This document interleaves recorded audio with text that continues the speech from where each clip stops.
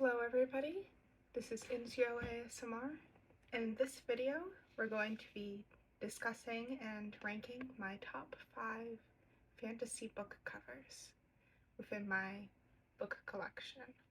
Now the first book we have here is The Dragon Republic by R.F. Kuang.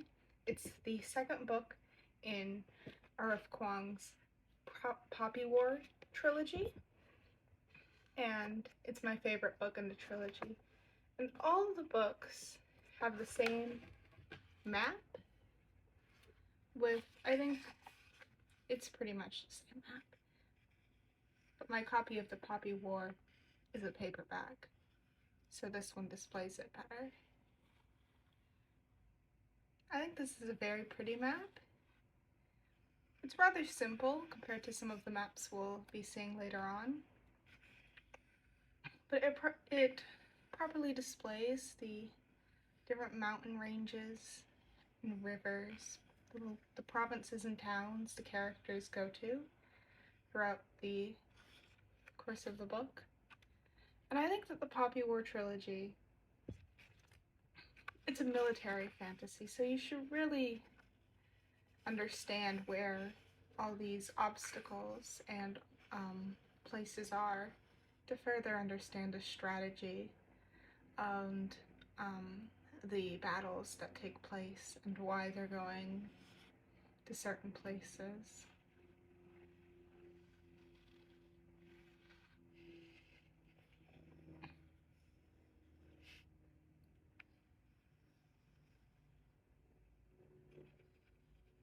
And I'm just tracing the coastline here.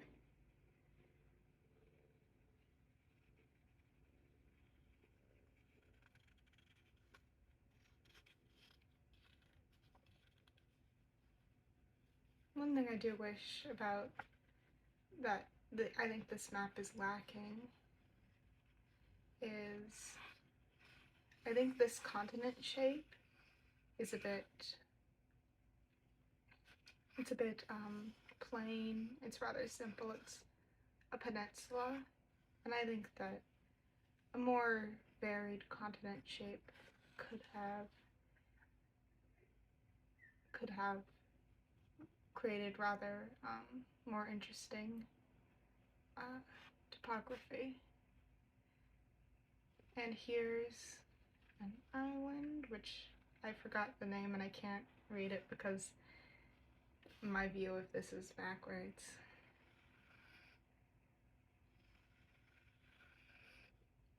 It's been a while since I've read these books, but I thoroughly enjoy them. They're not for the faint of heart, as many people on the internet will have you know, but they are quite good, and I do recommend them. Just please start with the first one, The Poppy War, instead of the second.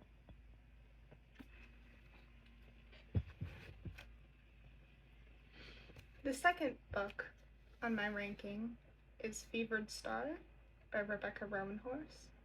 Now, this is again the second book in a trilogy, or at least I think it's going to be a trilogy, but the third one hasn't come out yet. Highly anticipated by me. But again, I own the first book, Black Sun, only in paperback, and the map is actually included in the inside of the book. So I don't have the map for that one, so we're going to take off the dust jacket.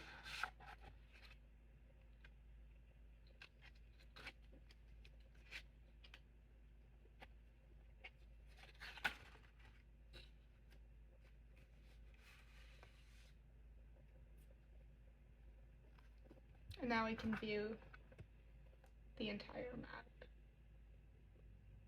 I like this map because the area that this fictional land is based off of is rather close to the place I actually live, so I can imagine what the climates look like very easily. It's based off of, I believe, the Gulf of Mexico and the surrounding areas. And it's also very nice But this map is colored, which is just a nice touch. It's colored because it's in the inside of the cover and not printed on pages. You don't see many colored fantasy maps, I don't think. At least I haven't seen many. So I'm going to trace the coastline.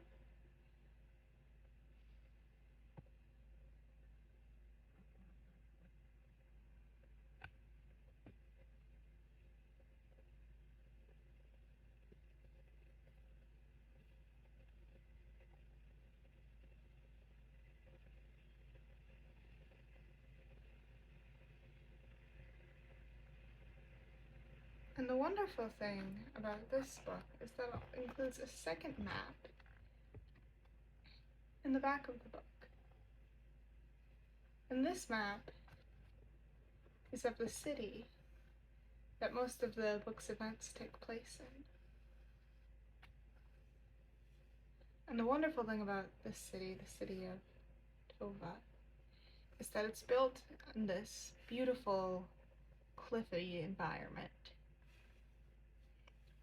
with different settlements being built on these sort of islands of sort, with bridges in between them above these rivers and these waters.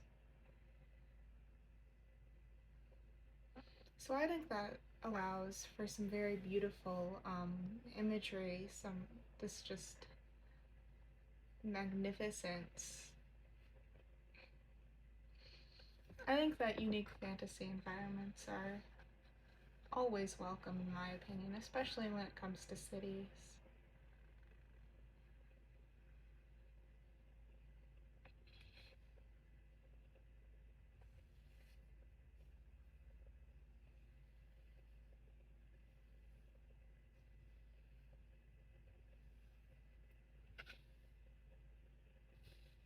And that's the second book, Fevered Star. Again, I highly recommend reading the first one first, but this is again another book I highly recommend if you are a fan of fantasy. The world building is wonderful.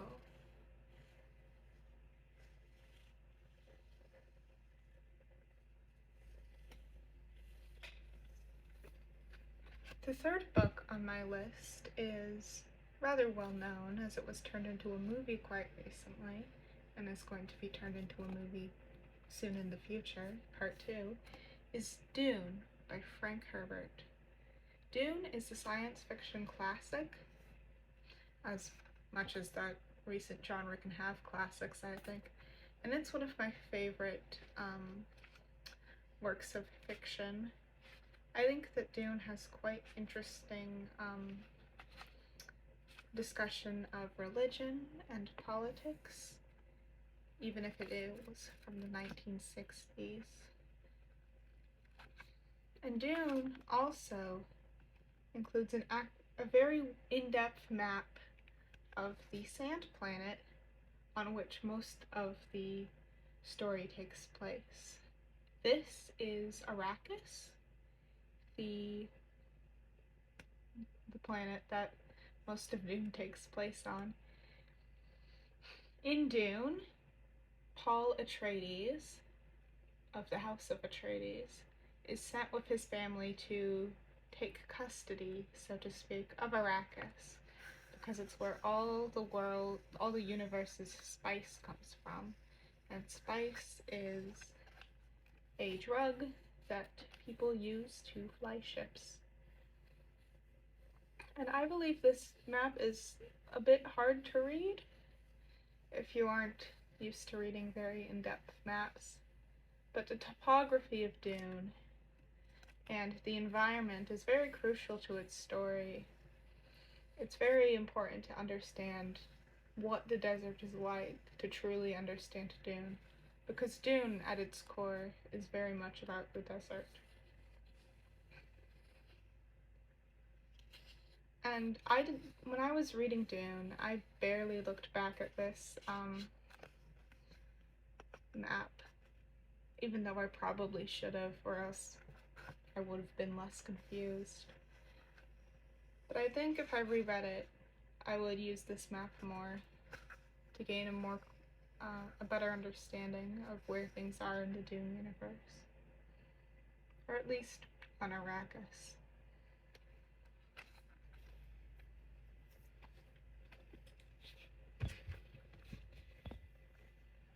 My number 2 ranking of my best fantasy maps is also from a book by R.F. Kuang. Perhaps my favorite book of hers and of all time, Babel. Babel is about an alternate world, an alternate version of about the 1830s England, in which some people have the power to use language as magic. And it follows the story of a young Robin Swift as he explores this power and the cruelty of the growing British Empire. Babel is a very in-depth read that tackles a lot of subjects such as racism in academia and history and language. This map is of the city of Oxford during Babel's storyline, with a few slight changes from the actual city of Oxford during that time, most notably being the Tower of Babel, where all the translators study and practice their translation magic. Overall, outside of those few slight changes, it is a quite realistic depiction of what the city was like, I believe, during that time, and is rendered in a fairly realistic style to how our maps looked during that time.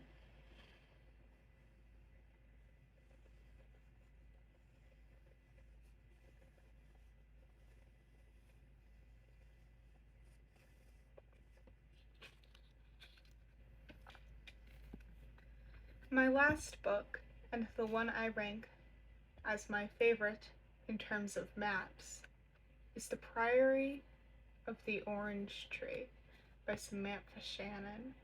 This is a very high fantasy, very large book with very beautiful maps.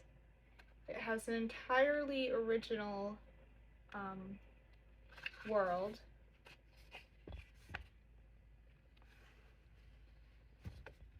with very in-depth history, politics, all the like. And as you can see here, there are many different countries.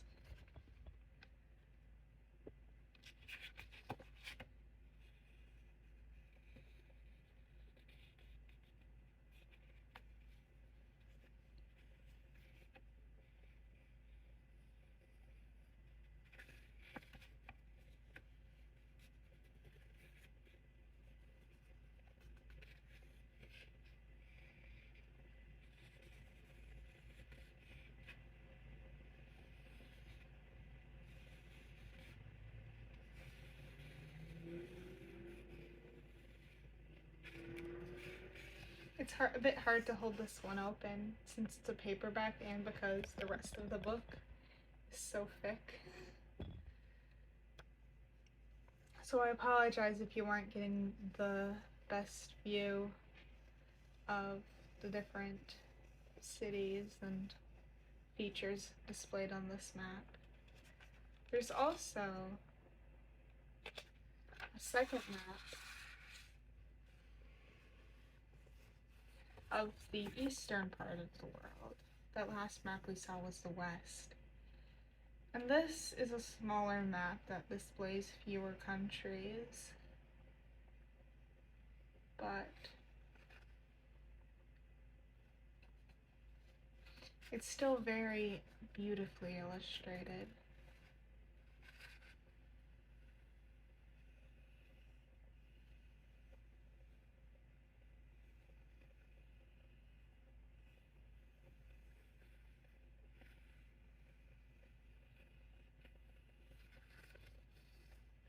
And here we have a beautiful illustration of two dragons opposite the eastern map. And while not a map, this is a wonderful work of art.